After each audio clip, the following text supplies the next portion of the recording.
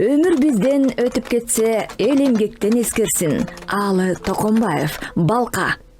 Аалы Токомбаевдин үй музейинде турасыздар сиздер. Бул музей 1996 31 майда ачылган. Ага чейин өкмөттүн чечими чыккан. Аалы Токомбаев жашаган үй музей болсун деген 90-жылдын февраль айында чыккан. Анан 90-жылдан ушу 96-жылга чейин даярдоо иштери жүргүзүлүп, музей түптөлүп, анан 96-жылы ачылган. 96-жылы ушу 31 майда Аалы Токомбаевга эстелик ачылган Бишкек шаарында, опера балет театрынын маңдайында, театральный площадьта турат. Эртең менен эстелик ачылганда түштөн кийин музей ачылган. Кайсы күнү ким жазды экен атымды? Жаш теректин аппак күмүш тенине келин бекен, жигит бекен акынбы? Бул адамдын максатында эмне? Жаш теректин күмүш тону эскирип, жазган тамга жоюлгансып баратат. Менин дагы өмүрүмө кеч кирип, өткөн сайын терегимди каратат. Токомбаев дагы биздин замандашыбыз. Менин замандаш болуп калды. Аны көрүп, билип, biz аны мектеп партасынан баштап анын ыры менен чоңойгон калемгербиз. Анан кийин тагдырдын ушундай эмес экен, анын кийин эмеси менен тиги түрүү кезинде, калемдеш болгон кезинде чыгармачыл пленумдарда, жөн эле жолугушууларда анан чогуу болуп калып, көп нерселерди көрдүк да. Бул чынында эле бул абдан акылман, абдан өзүн өзү тарбиялап акылмандыкка жеткен жазуучу болчу. Ал ырларында болобу, кара сөзүндө болобу, драмаларында болобу, ал бүт барында ошо өзүнүн эмесине бийиктигине жеткендиги менен айырмаланат да. Кыргыз ССРнин мамлекеттик гимнинин, СССРдын жана партиялык гимн Интернационалдын кыргызча котормосунун авторлорунун бири, Кыргыз ССРнин эл акыны деген наамды алгачкылардан болуп алган. Жана кыргыз жазуучуларынын арасынан эң биринчи социалисттик эмгектин баатыры деген наамга ээ болгон. Токтогул атындагы мамлекеттик сыйлыктын ээси Аалы Токомбаев. 3D эффекти бар. Сүрөтү кыймылдап, бөлүнүп турат да. Бул могул деревянный лестница 58-жылы салыныптыр да.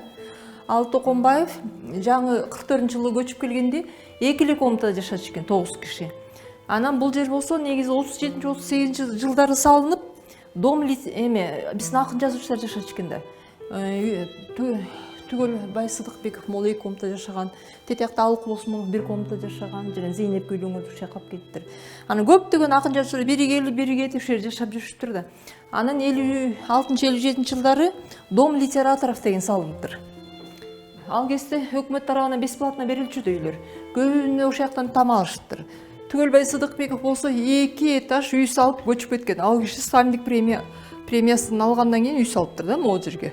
Могул жер жакын эле Москва бизнес центринин жанында. Алыкул Осмонов үй сатып алып көчүп кеткен. Аалы Токомбаев 1904-жылы Кемин районундагы Кайыңды айылында төрөлгөн. Элибиздин башынан өткөргөн эң оор окуялардын бири Үркүндө Кытайга чейин барып, кайра туулуп өскөн жерине аман эсен кайтып келип, кайраттуу элдин урпагы тагдырдын далай сыноолорунан өтүп, күжүрмөн эмгек менен жашап, иштеп, эл жерине кызмат кылды. Өз башынан өткөргөн Үркүндү баяндаган Кандуу жылдар ыр менен чыккан романы баа жеткис тарыхый чыгарма экени талашсыз. Аалы Токомбаевдин эң белгилүү чыгармасы Кандуу жылдар деген ыр менен жазылган романы. Могул жерде карасаңар, бул эң биринчи чыккан кези, 35-жылы чыккан экен да. Андан кийин 40-жылы Казаньда чыккан. Анткени бул чыгаар менен бул чыгарма литературный критикаланган да, аябай критикаланып, анан могул жерде карасаңар, бул чыгарманы көп главаларын кайра Аалы Токомбаев оңдоп жазып чыккан. Өз колу менен. Анан бул 67-65 жылдары Аалы Токомбаев бул чыгармасын кайра жазып чыгып, Таң алдында деген ат менен чыгарган. Могул жерде карап турсаңар. Бул чыгарма 3 жолу тыюу салынган чыгарма болгон. Чыгарманын негизги окуялары өркүн окуялары жөнүндө. Жана 12-13 жаш кезинде Кытайда бул Алтыкомбаевдин үй бүлөсүнө ошо качып барган да.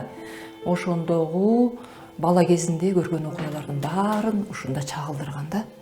Анан Алтыкомбаев ушу роман жанрын кыргыз адабиятына ачкан деп эсептейбиз. Таң алдында деген ат менен чыгып, анан 67 жылы Алтыкомбаевга ушул роман үчүн мамлекеттик сыйлык берилген, Токтогул атындагы. Көрдүңөрбү, бул бир туруп тыюу салынган китеп болгон, бир туруп кайра мамлекет муну мактап эме берген да, сыйлык берген.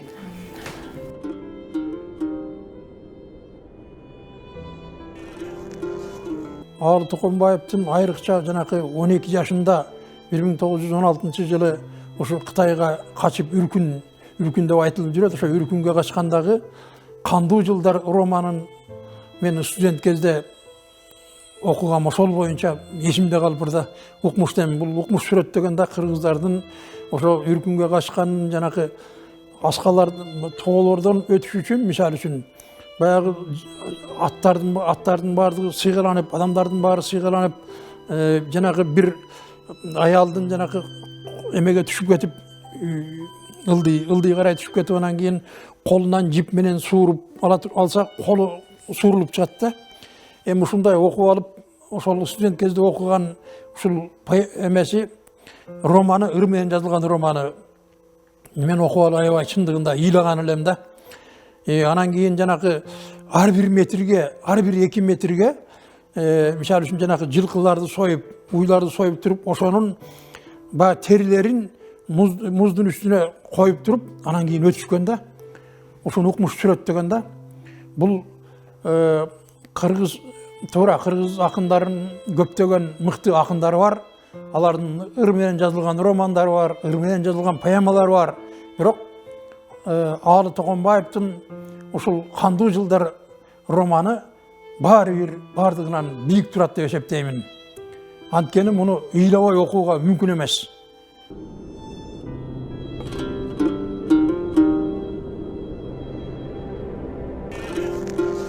Бул 35-жылы биздин бир топ акын жазуучулар курорттук сыгатакалар бес алышыптыр да. Ошондо Жоомарт Бөкөнбаев менен түшкөн сүрөтү, тирде Алыкул Осмонов менен түшкөн сүрөтү, Алтыкомбаев ошондо Кандуу жылдар романын жазып бүтүп аткан кез экен да. Жерге отуруп алып, таштын үстүнө блокноттон коюп алып жазып атат да. Анан Кубанычбек Маликов экөө бир комнатада жатышкен да ошондо. Анан түнүчүн деле түшүнөн чочуп ойгончукен Алтыкомбаев. Түшүн эмелер кетишкен ошонун персонаждары Кандуу жылдардын. Сен мени жазбай койдуң, сен тигини жазбай койдуң, бул калып калбадыбы деп. Анан тура калып эле Маликовду ойготушкен, ай ушундай болуп атам депчи. Анткени ага тарыхый персонаждар көп келген да. Мисалы үчүн Исак Шайбековдун Кытайга качып барганда ошо базарда туруп ырдап жана кайран элди айтып атканын Алтыкомбаев бала кезинде угуп, үйрөнүп алыптыр, жаттап алыптыр. Анан ата энеси өлүп жетим калгандан кийин бул көрүнгөн боз үйдүн жанына келип эле мындай кайыр сурач эмес экен да. Боз үйдүн жанына тура калып эле кайран элди айтып берчү экен да. Анан кайран элди сонун кылып айтышкан да, уккулуктуу кылып өзү дагы. Анткени мунун энеси өзү жамакчы, мындай ырчы эмес, жамакчы, мындай легендаларды көп айткан, ушундай өзү народный эмеге жакын болгон киши экен да. Ташкенттеги партиялык мектепти ийгиликтүү бүтүрүп, 1923-27 жылдары Ленин атындагы Орто Азия коммунисттик университетинде окуп келген. 22-27 жылдары Алтыкомбаев Ташкентте Саку деген университетте окуп калганда, бул Средний Азиатский коммунистик университет деп аталат. Ошондо 2-чи курста түшкөн сүрөт экен бул жерде Алтыкомбаевдин. Бул болсо мугалимдери ошол университетте иштеген. Алтыкомбаев ал университетке барганда мунун билими жетиштүү болгон эмес да университетте окуганга. Анан 3 жыл бул ошондо подкурста окуган. Андан кийин университетке кирип, анан университетти бүтүрүп чыккан экен. Университетти бүтүргөндөн кийин Кыргызстанга кайтып келген. Чабуул деген журналды уюштурган, Кызыл Кыргызстан редактору болгон. Аны ошондой эле адабий ирим болгон ошол кезде. Бизде бир техникум ачылган да ошол кезде. Кирин-Простун сначала Киргизский институт просвещения деп, андан кийин педагогический техникум. Ошол педагогический техникумда биздин белгилүү акын жазуучулар, композитор, сүрөтчү, мисалы үчүн Гапар Айтиев, Абылас Малдыбаев, Жусуп Турусбеков, Алыкул Осмонов жана башка көптөн биздин акын жазуучулар бар ошол техникумда бүткөн да. Анан ошол жерде 3 чоң адабий ирим бар экен да, ошонун бири адабий ирим экен. Ошол адабий иримди Ал Тукумбаев жетектеген. Анткени Ал Тукумбаев ал кезде университеттик билими болгон, анан уже китеби чыгып калган акын болгон. 34-жылы Ал Тукумбаев ошол биз Россиянын составында болчубуз да. Жазуучулардын биринчи съездине барган, Горькийге жолуккан, мына ошондогу сүрөттөрү могу жерде. Бул апрель айында 34-жылы чоң жазуучулардын биринчи съезди өткөн биздинчи. Анан ошондо 7 күн өтүптүр. Бул бир жума өтүп, ошондо делегаттарды шайлашыптыр. 7-8 кишини ошо Москвадагы съездге барууга шайлашкан. Тукумбаевди ошондо жазуучулар союзунун эң биринчи төрагасы кылып шайлашкан экен. Ал Тукумбаев жазуучулар союзун ошо 34-жылдан 49-жылга чейин кээ бир перерывтар менен башкарып келген да. Мисалы үчүн 37-жылы Сталиндик репрессиянын убагында камалып калганда аны алып салышкан, как разоблаченный националист деп. Могу жерде справкасы турат. Мына справканы карасаңар. Анан 2 жылга жакын түрмөгө отурган. Ал Тукумбаевдин поэзиясында, драматургиясында, прозасында мындай эч качан бир көнөрбөй турган чыгармалар бар. Эң бир сонун лирикалык, философиялык, пейзаждык жана башка поэзиясы бар. Эң сонун прозасы бар. Мына анын айрымдарын эле айтсак, баягы жараланган жүрөк, күнүн сыры, мезгил учат деген сыяктуу чыгармалар эч кандай бир мезгилдин сынынан өтүп элге сиңип кеткен чыгармалар. Же болбосо Тукумбаев Токтогул деген роман жазып баштапаны бүтпөй калган экен, эң сонун жазыла баштаган да, бирок дагы эле ошол бир Ушак айымдын айынан ошо жазбай бүтүрбөй койгон да. Ал кең эми чында көч башында турган Залкар, биздин Залкар адабиятчы, акын, публицист, андан кийин бул прозаны да катыра жазган киши. Анан эми мындай көч башында болгондо көп эле кишилер көч башында турган, ошол көп мындай үлгүлүү образец орусча айтканда мыкты чыгармалар менен тарыхта калды. Мына 30 жыл эгемендик жылдар биздин көп адабиятчылардын эмгектерин жууп кетти. Эз акылдан дагы, колдонуудан дагы. Мына Алы кең калат. Эмнеси менен калат? Алынын лирикалары, Ал Тукумбаевдин лирикалары да мыкты. Анан айрыкча Кандуу жылдар деген 16-жылкы үркүндү чагылдырган мыкты роман поэзиясы, поэмасы.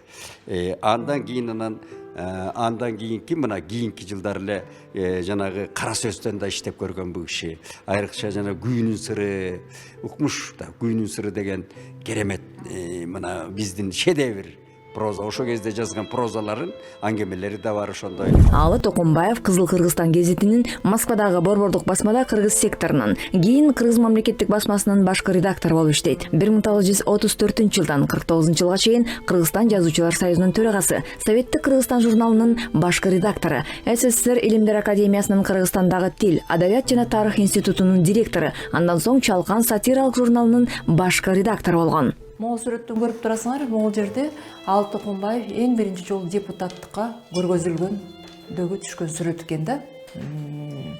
Бул киши ал кезде Верховный Совет Киргизской ССР деп аталчу. Азыр Жогорку Кеңеш деп аталат го.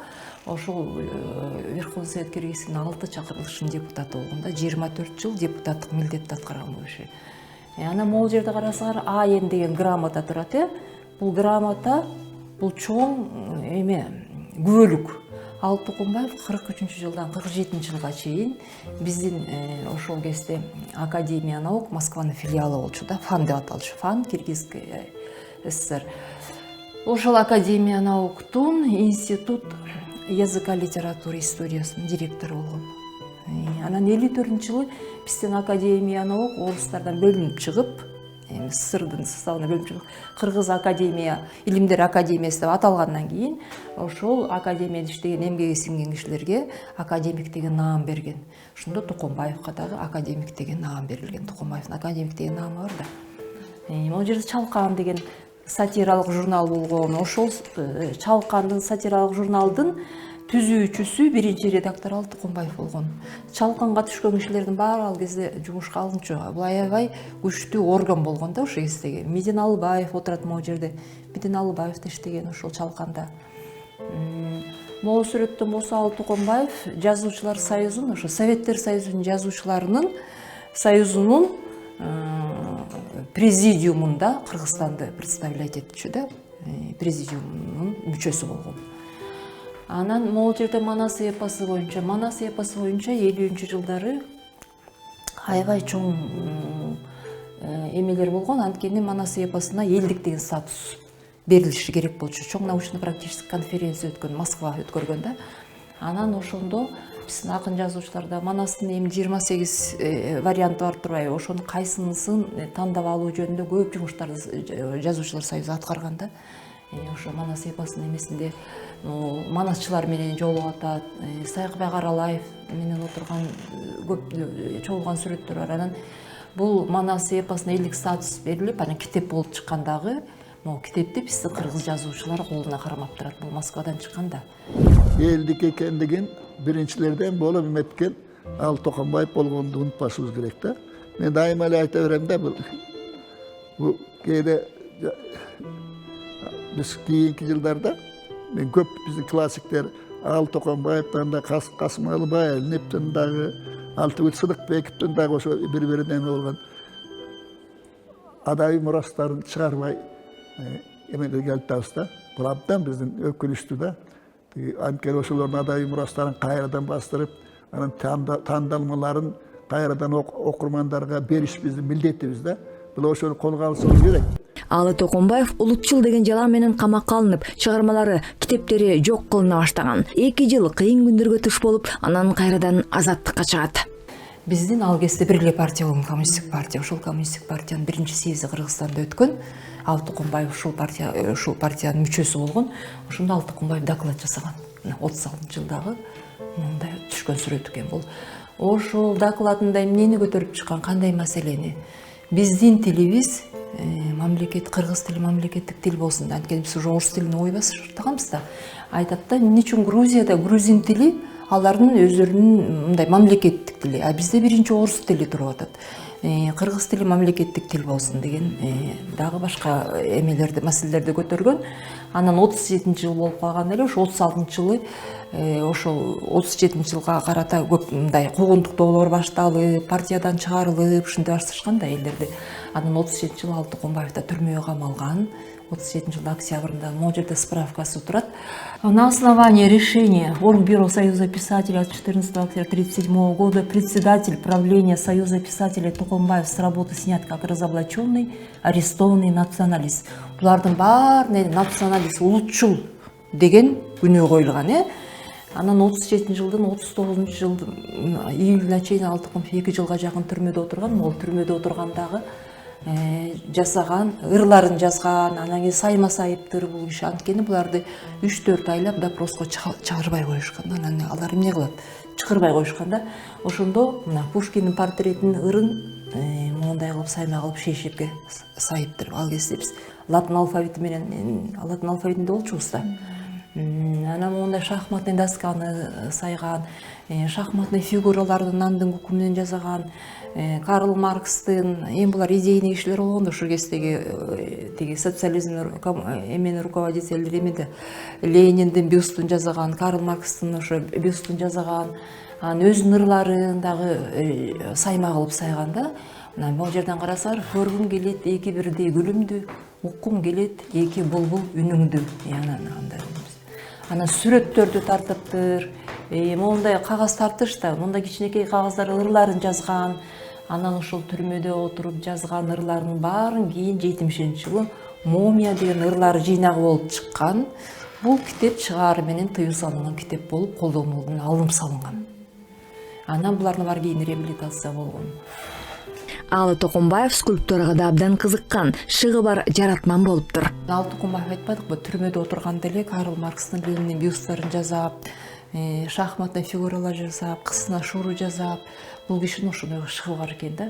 Анан өмүрүнүн аягында бул киши Турганбай Садыковдон сабак алып, дагы окуп, Анан өзү мондай лепка баянин моңларды чоподон, кумдан, таштан, гипстан фигураларды жасаганда булардын чоңдору биздин хранилищеде сакталып турат да, баардыгы бул жерде эмес да.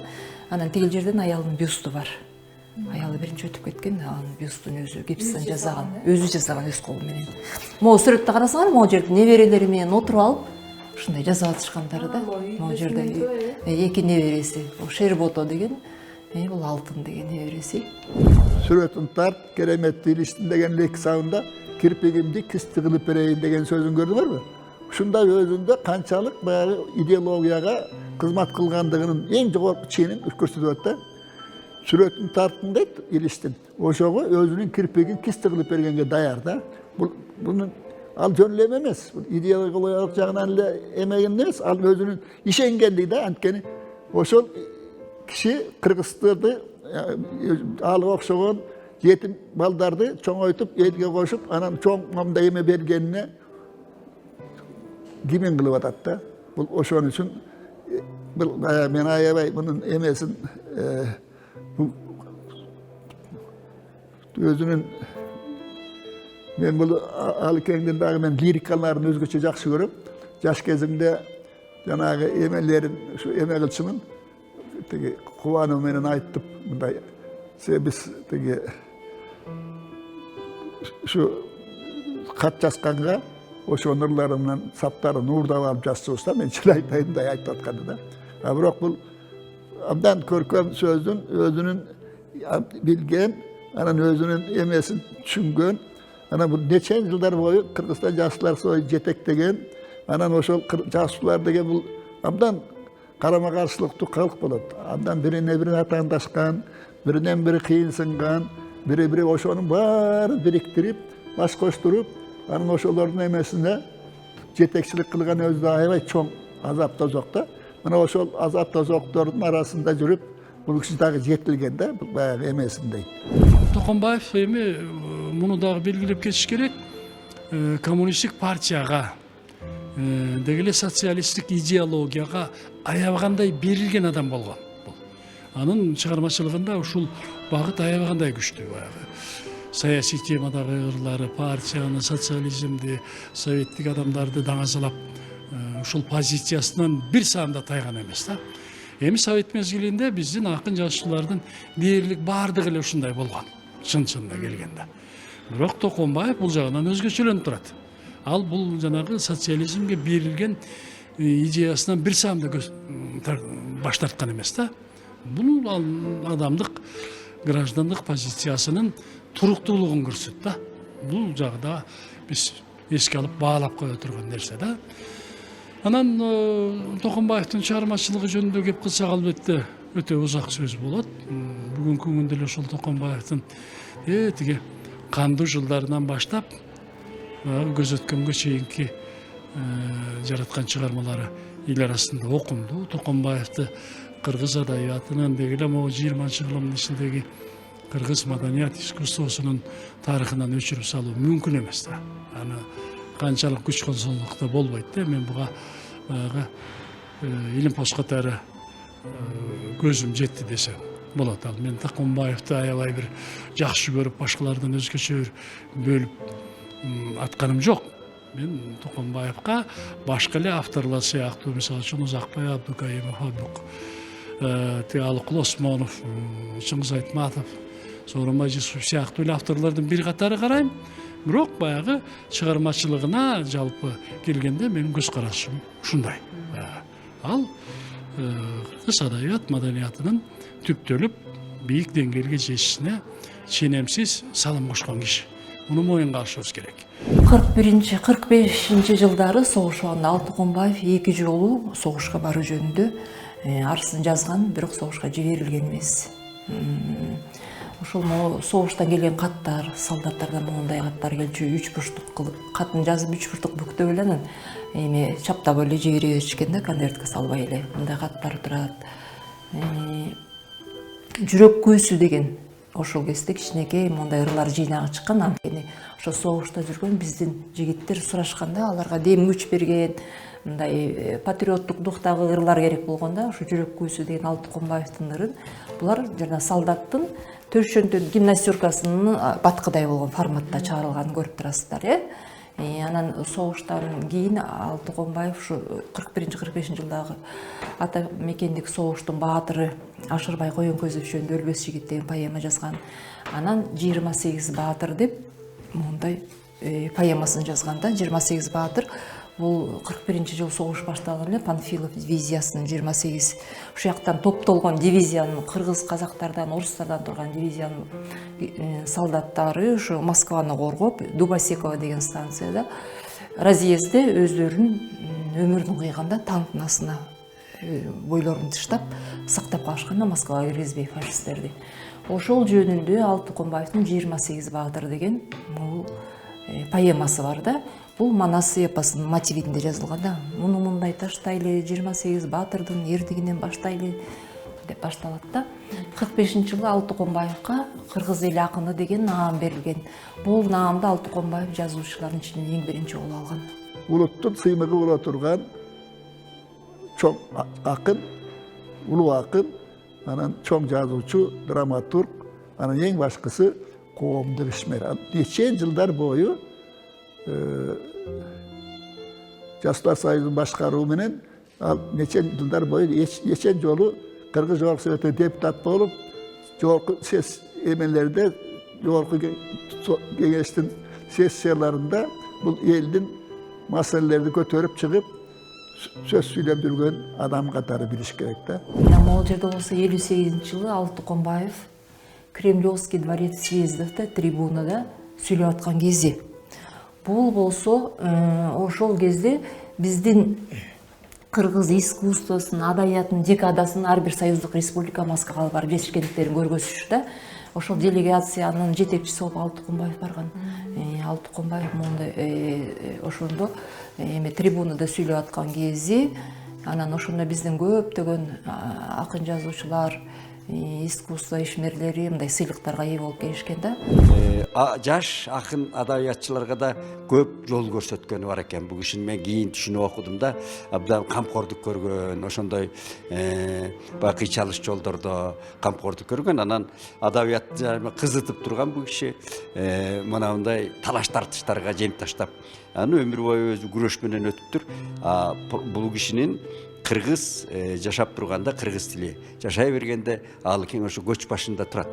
Көч башында турат. Ошол барандуу биздин үлгүлүү мына тарыхта мына момундай кишилерибиз болгон деген калемгердин бири. Бир эмес, ошо өзөгүндөгү саналуу эле 2-3 кишинин эле бири. Түгөлбай Сыдыкбеков маселен, Алыкул Осмонов Динчерек чыкты. Ошондой Жусуп Турусбеков, Мукай Элебаев, ушундай 4-5 эле киши бизде. Ошол көч баш, нака көч баш ушуларда ошонун бири Алыкең. Алыкең аны өчпөйт. Эч качан саптары да эсте жаңырып турат.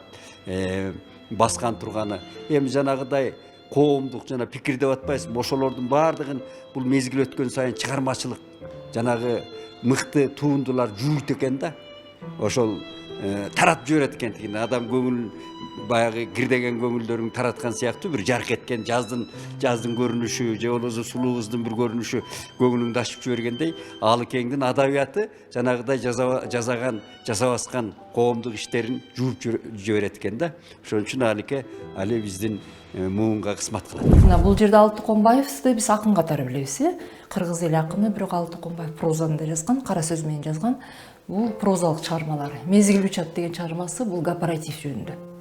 Биздин белгилүү сүрөтчүбүз кооператив жөнүндө мезгил учат деген эмеси бар, аңгеме, повести бар. Солдат элек деген чыгармасы бар. Солдат элек өзү менен Ташкентте чогуу окуган однокурсник Оголбаев жөнүндө жазылган экен. Андан башка да Күнү сыры, Жараланган жүрөк, анан Токтогул деген чыгармасы бар. Токтогул деген романы Алтыконбаевдин убагында журнальный вариант эле чыгыптыр, китеп болуп чыкпаптыр. Биз кийин чыгардык китеп кылып. Алтыконбаев улуттук жазма адабияттын, маданияттын, чыгармачылыктын өзүнчө бир доорунун көч башындагылардан. Анан Алтыконбаевдин хоббиси деп коебуз. Бул киши шахматты аябай кыйын ойночу экен. Анан ал кезде булар партиянын съездинде тиякпы Жашар союзунда ушундай бир какие стрессовый ситуация болгондон сөзсүз булар шахмат ойношчу экен да. Могул жерде кооператив менен Алтыконбаевдин шахмат ойноп атканы бар. Анан Чыңгыз Айтматов менен Алтыконбаевдин дагы шахмат ойноп аткан сүрөтү бар. Аны турнир века деп атап коюшуптур. Кыргыздын жаңы доор адабияты Октябрь революциясы, социалисттик коом деген саясий көрүнүштөр менен мезгилдеш жер алды. Анан ой жүгүртүү формаларына ээ болуу, реализмдин көркөм ыкмаларын өздөштүрүү татаал диалектикалык процесс экендиги маалым. Ушундан улам жазма адабият өнүккөн башка элдердин адабий эстетикалык тажрыйбаларынан үйрөнүү зарылчылыгы келип чыккан. Алы Токомбаев аларды терең өздөштүрүү менен өзүнүн чыгармаларында көп тилдерге которулган. Сейпилдин жанында турганын көрүп турасыздар. Алтыконбаев бала кезинде де жанагы үркүн окуяларында Кытайга качып барган да ата-энеси менен. Бул экинчи жолу Кытайга баргандагы ол советтик делегация менен 58-жылы бир айга Кытайга барып келишиптир. Андан кийин Египетке, анан кийин Монголияга барыптыр да. Эми бул 37-жылы түрмөдө отуруп чыккан киши да, ал кезде түрмөдө отургандарды чет өлкөгө чыгар эмес. Булар реабилитация болгон да 56-жылдар, 50-жылдар. Анан кийин уже чет өлкөгө чыгууга уруксат алган. Бул 3 чет өлкөдө болгон. Ошо Кытайга баргандан кийин Алтыконбаев кайра келгенин Бейжиңден белек деп очерктер жыйнагын жазган да. Бул киши публицистиканы да көп жазган. Мына Бейжиңден белек деген китеп бар. Бейжиң деген бул Пекин, Анан могул жерде болсо Токтогулдун сүрөтү тартылган китеп турат, кытайча. Бул болсо Алтыконбаевдин Кытай тилинде чыккан ырлар жыйнагы. Ичинде Алы Токомбаевдин сүрөтү, өмүр баяны, ырлары да. Анан алар бул кыргыз элинде эки чоң акын, бирөө Токтогул, бирөө Токомбаев дегендей мааниде чыгарып коюштур да. Бул 62-жылы чыккан. Кыргыз адабияты, маданияты, коомдук саясий окуялары менен тагдырлаш болуп, улуу жолду басып өткөн биздин өлкөнүн тарыхый инсандарынын бири Алы Токомбаев.